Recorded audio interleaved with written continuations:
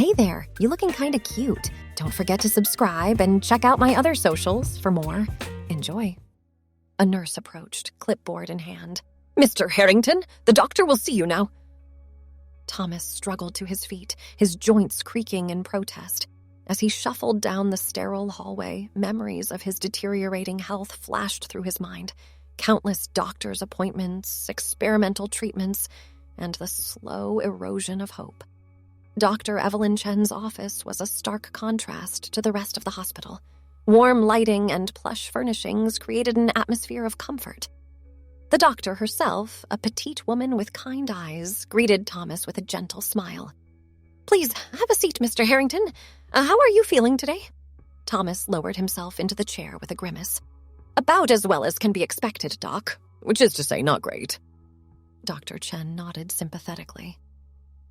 I've reviewed your latest test results, and I'm afraid they're not encouraging. The experimental treatments haven't had the effect we hoped for. Thomas's shoulders slumped. He'd known this was coming, but hearing it out loud made it devastatingly real. So what now? Do I just wait to die? The doctor leaned forward, her expression intense. There is another option, Mr. Harrington. It's experimental, and not without risks, but it could give you a chance at a new life. Thomas's eyebrows shot up. I'm listening. Dr. Chen took a deep breath.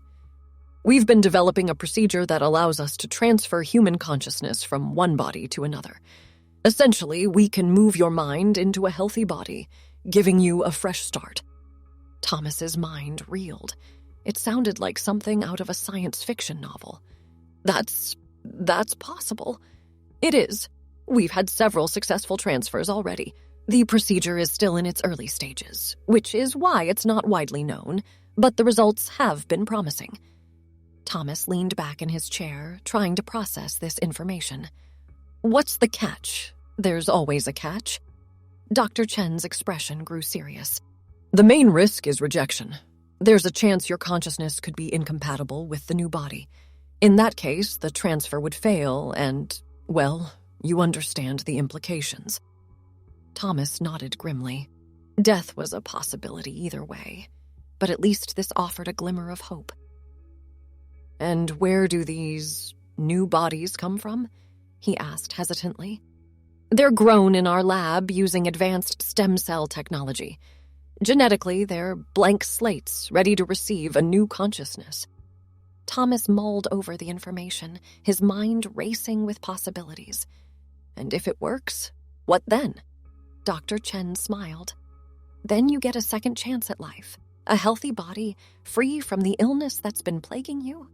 You'd need to undergo therapy to adjust to your new form, of course, but many of our patients report feeling reborn.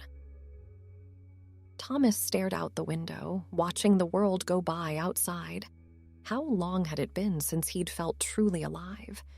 The thought of a fresh start, a chance to reclaim the life that had been slipping away from him, was intoxicating. He turned back to Dr. Chen, determination setting his jaw. Where do I sign up? The next few weeks passed in a whirlwind of preparation. Thomas underwent a battery of tests to ensure he was a suitable candidate for the procedure.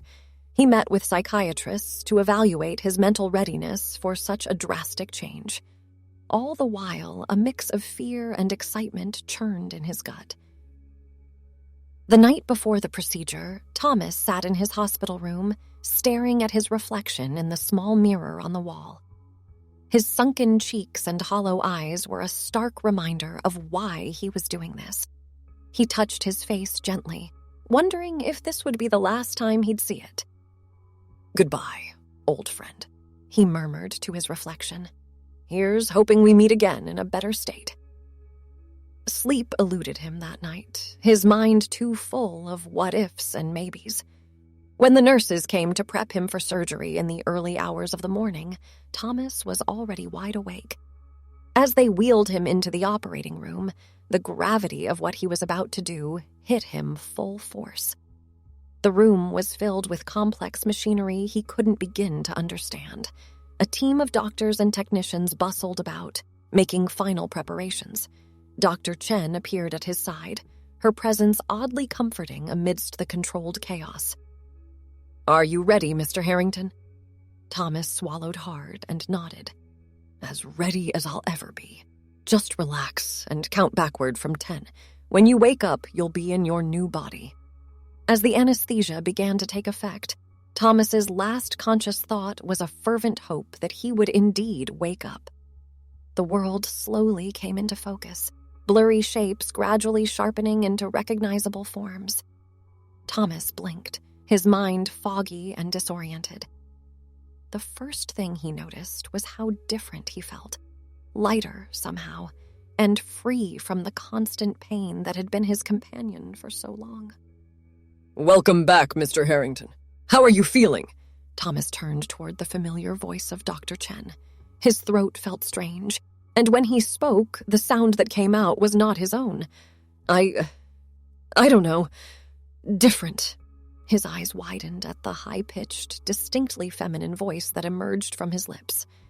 Panic began to set in as he became aware of other changes.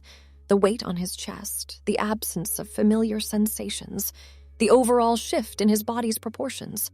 "Dr. Chen," he said, his new voice shaking, "something's wrong. This isn't... I'm not..." The doctor's expression was a mix of concern and confusion. "Mr. Harrington, please try to remain calm. What seems to be the problem?" Thomas struggled to sit up, his unfamiliar body not responding quite the way he expected. I'm a woman," he exclaimed, looking down at the unmistakably female form beneath the hospital gown. Dr. Chen's face paled. She quickly checked the chart at the foot of the bed, her eyes widening in shock. "Oh no," she breathed. "There's been a mistake, a terrible mistake." The next few hours passed in a blur of frantic activity. Administrators were called, records were checked and double-checked, and Thomas, or was it Thomasina now, was left to grapple with the enormous change that had been thrust upon him. As it turned out, there had been a mix-up in the lab. The body intended for Thomas had been accidentally switched with one prepared for another patient, a woman who had been scheduled for a similar procedure. "I assure you, Mr. Harrington, nothing like this has ever happened before," the hospital's chief administrator said, his face ashen. "We're investigating how this could have occurred and taking steps to ensure it never happens again." Thomas barely heard him, still in shock from the radical transformation. "Can you reverse it?" he asked, his new voice still startling to his ears. Dr. Chen shook her head sadly. "I'm afraid not. The transfer process is one way. Your original body, it's no longer viable." The reality of the situation crashed down on Thomas. This was his body now, forever, a form so fundamentally different from what he had known for over 5 decades. "What am I supposed to do now?" he asked, his voice barely above a whisper. Dr. Chen placed a comforting hand on his arm. "We'll help you through this, Mr. Harrington. We have specialists who can assist with your transition, both physically and psychologically. It won't be easy, but you're not alone." In the days that followed, Thomas struggled to come to terms with his new reality. Simple tasks like walking and dressing himself became challenges as he adjusted to his altered center of gravity and unfamiliar anatomy. He avoided mirrors, not ready to confront his new appearance head-on. His family's reactions were mixed. His ex-wife, Margaret, was supportive, but clearly uncomfortable. "You're still you, Thomas," she said during her first visit, her eyes darting away from his new form. "Just in a different package." His son, Michael, had more difficulty accepting the change. "Dad, I don't know how to process this," he admitted, his voice strained. "I mean, do I even call you Dad anymore?" Thomas felt a pang in his chest. Or was it her chest now? The pronouns were becoming a minefield. "I'm still me, Michael. Still your father, even if I don't look like it anymore." As the initial shock began to wear off, Thomas found himself facing a host of new challenges. The hospital arranged for him to work with Dr. Lydia Tanner, a therapist specializing in gender identity issues. During their first session, Dr. Tanner's warm demeanor immediately put Thomas at ease. "I want you to know that what you're feeling is completely normal. she said. "Your entire sense of self has been upended. It's okay to feel lost, angry, or scared." Thomas nodded, grateful for the understanding. I don't know who I am anymore. Every time I look in the mirror, it's like seeing a stranger." Dr. Tanner leaned forward, her expression compassionate. "Identity is more than just our physical appearance, Thomas. You're still the same person inside. Your memories, your personality, your core values. Those haven't changed. But everything else has," Thomas countered. "The way people look at me, the way I have to interact with the world, it's all different." "You're right, and that's going to take time to adjust to," Dr. Tanner agreed. "But remember, you've been given a second chance at life. Many people in your situation would give anything for that opportunity." Thomas considered her words. It was true. He was alive, free from the illness that had been slowly killing him. Maybe, with time, he could learn to see this as a gift rather than a curse. As the weeks passed, Thomas slowly began to adapt to his new life. He worked with physical therapists to become more comfortable in his new body, learning to move with grace and confidence. Speech therapists helped him adjust to his new vocal range, teaching him to modulate his tone and inflection.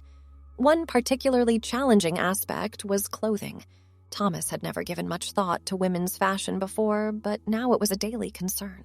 Margaret, to her credit, stepped up to help, taking him shopping for essentials. "How about this?" Margaret held up a floral blouse, her expression uncertain. Thomas grimaced. "A bit frilly, don't you think?" Margaret chuckled. "Fair enough. Let's try something more your style." They settled on a wardrobe of simple, comfortable clothes, slacks, button-up shirts, and sensible shoes. Thomas drew the line at skirts and dresses, not quite ready to embrace that level of femininity. As he grew more comfortable with his appearance, Thomas began to venture out in public. The first time he went to a restaurant alone was nerve-wracking. He felt eyes on him constantly, certain that everyone could tell he wasn't a real woman. The waiter approached with a smile. "Good evening, ma'am. Can I get you started with a drink?" Thomas froze for a moment, then forced himself to relax. "Yes, please. I'll have a glass of red wine." As the meal progressed, Thomas found himself relaxing. No one was staring or whispering. To the world, he was just another woman enjoying a quiet dinner.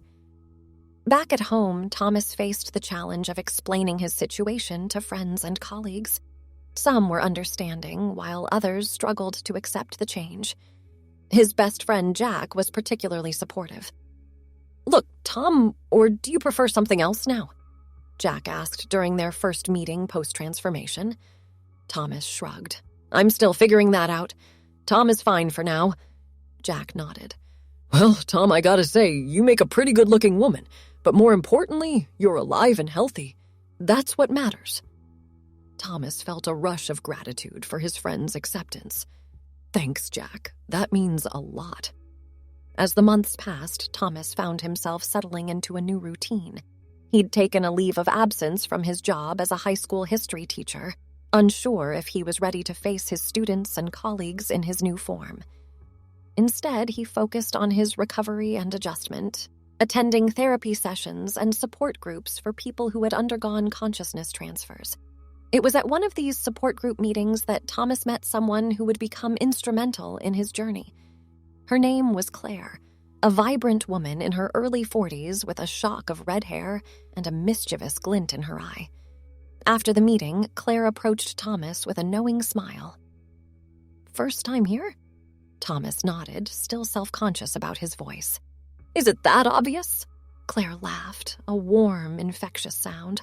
"Only to those of us who've been where you are. Let me guess. Unexpected gender swap." Thomas's eyes widened. "How did you know?"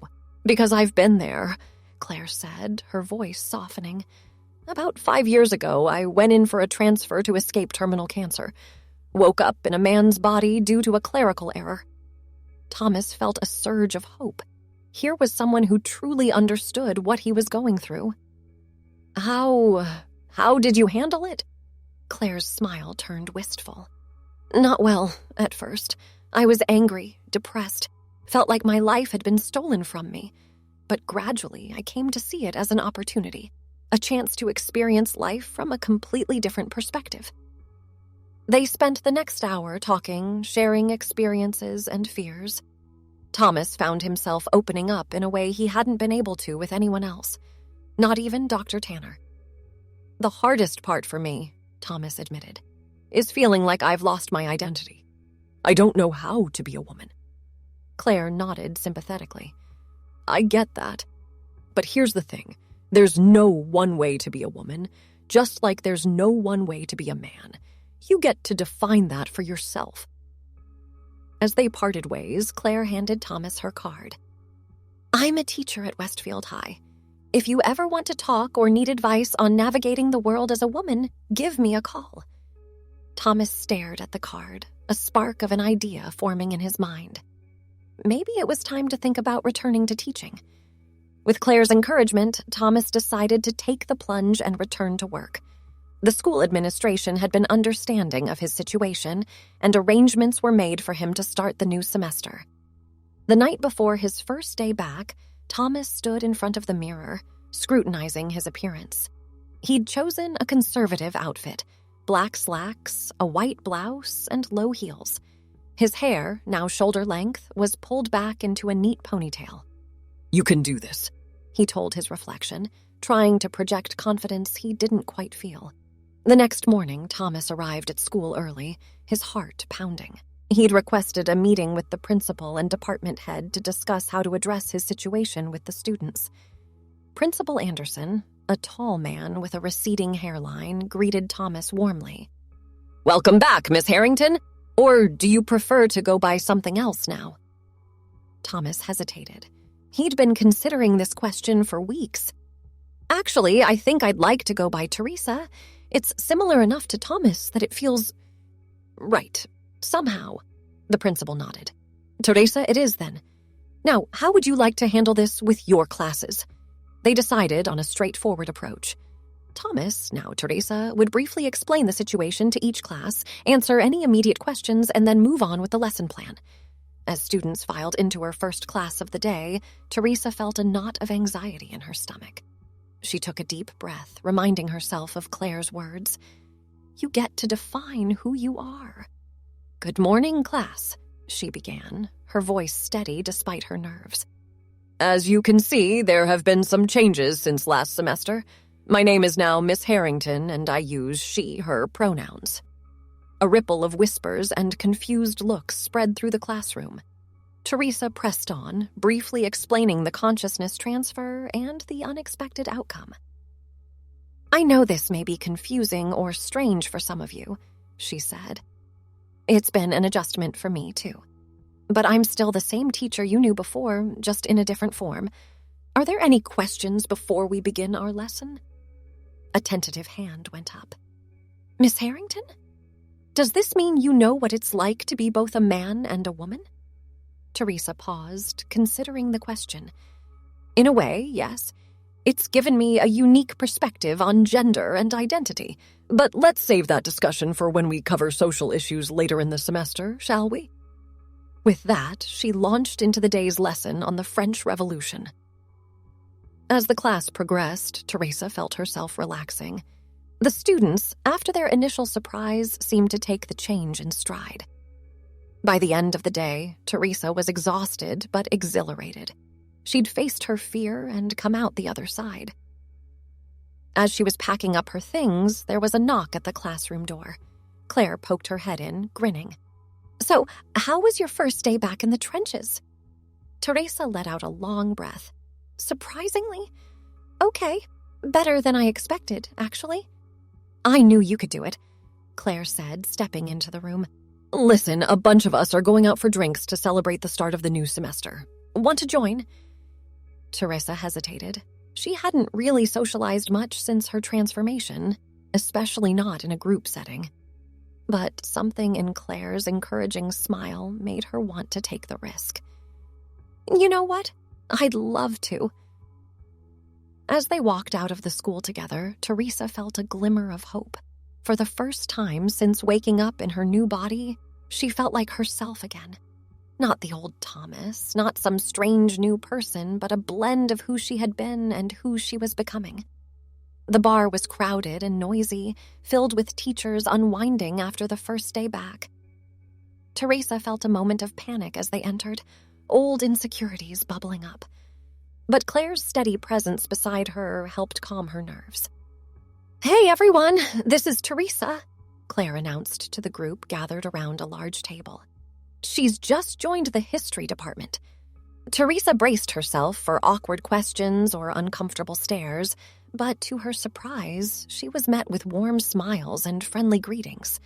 As she settled into a chair, a man she recognized as the chemistry teacher leaned over. "So, Teresa, what's your take on the new curriculum changes? Bit of a headache, aren't they?"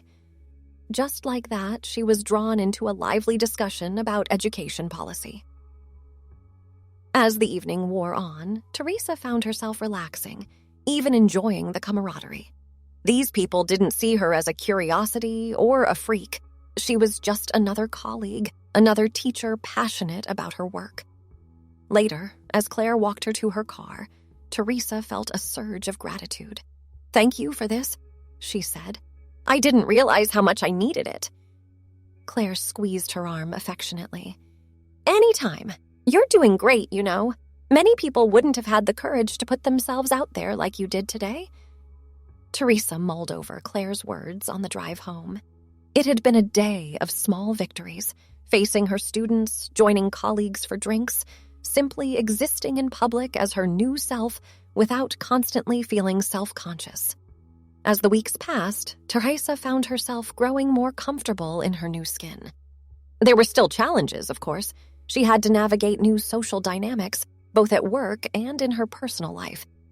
Dating was a particularly thorny issue she wasn't quite ready to tackle yet. But there were unexpected joys, too. She found herself forming closer friendships with some of her female colleagues, sharing experiences and perspectives she'd never had access to before. Her relationship with her son, Michael, slowly began to improve as he adjusted to the change. One Saturday afternoon, about 3 months into the new semester, Teresa was grading papers at her kitchen table when there was a knock at the door.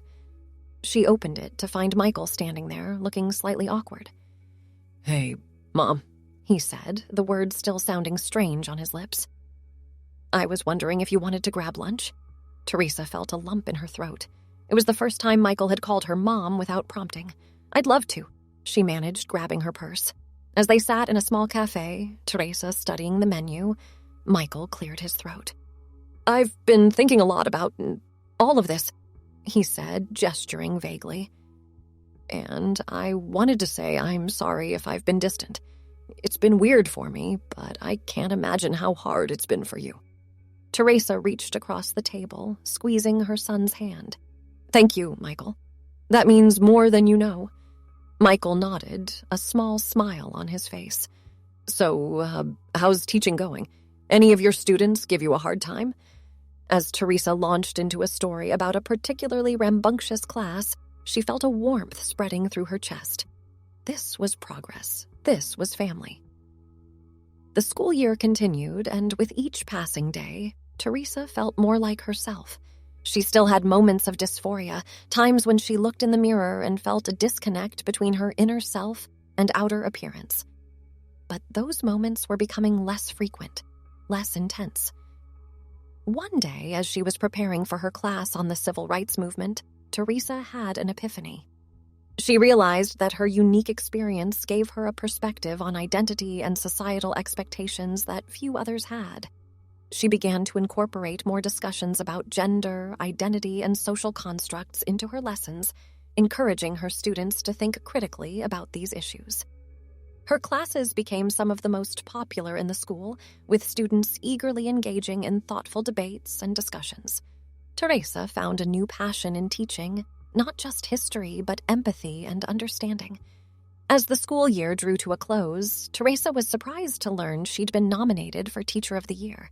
Standing at the podium during the end-of-year assembly, looking out at a sea of faces, students, colleagues, even her son Michael sitting in the back, Teresa felt a sense of peace wash over her. "When I started this year, I was terrified. she began, her voice strong and clear. I thought I'd lost everything that made me who I was, but what I've learned, what you've all taught me, is that our identity isn't defined by our bodies or our circumstances. It's defined by our choices, our actions, and the impact we have on others. She paused, looking out at the rapt faces before her. We all face challenges in life, moments that test us and force us to redefine who we are. But it's in those moments that we have the opportunity to grow, to become more than we ever thought possible. Thanks for watching. Don't forget to check out my other socials if you want more wonderful content, early access, behind the scenes, and more. All links down below.